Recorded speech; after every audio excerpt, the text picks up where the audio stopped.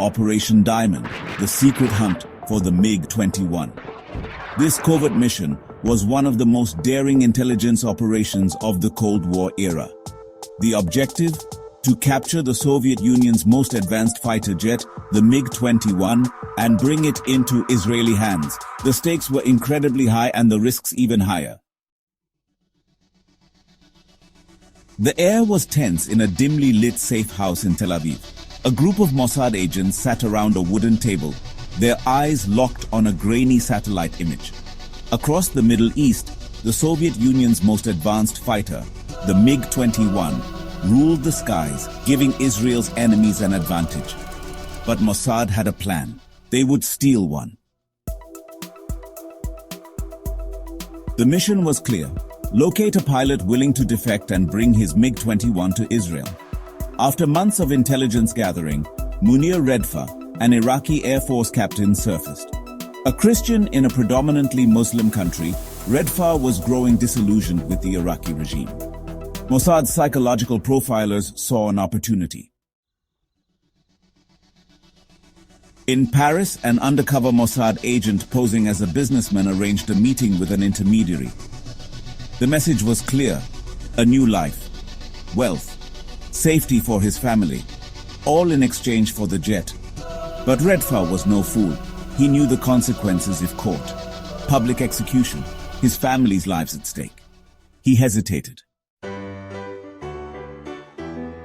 Mossad, however, never failed to sweeten the deal. They offered to extract his entire family from Iraq safely. That was the turning point. Redfa agreed. Now they had to execute the most dangerous part of getting the MiG-21 out of Iraq undetected. Redfa was scheduled for a training flight in northern Iraq near the Syrian border. That was their window. The plan was as audacious as it was risky. Redfa would take off from Habaniya Air Base, pretend to follow his training mission, then break away at full throttle towards Israel.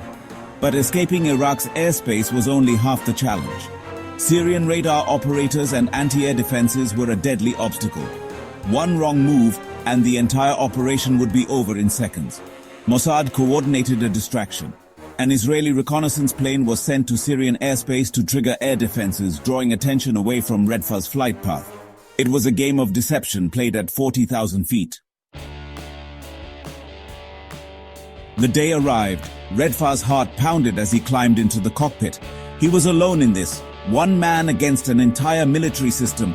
As he soared into the sky, his mind screamed, now or never. With a sharp maneuver, he banked westward at supersonic speed. Immediately, Syrian radar stations picked up his movement. Warnings blared. Fighter jets were scrambled. But Redfa had a head start.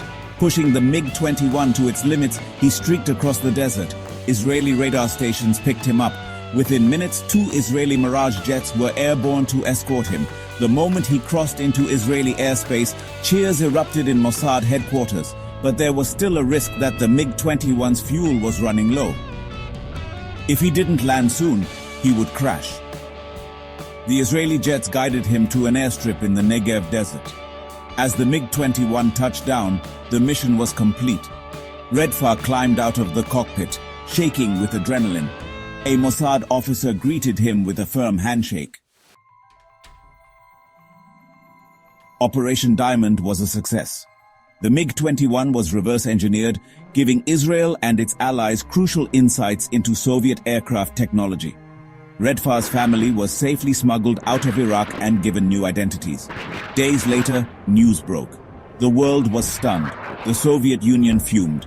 Iraq labeled Redfa a traitor. Israel had pulled off one of the greatest intelligence coups of the Cold War. The MiG-21 was tested rigorously, and its weaknesses were uncovered.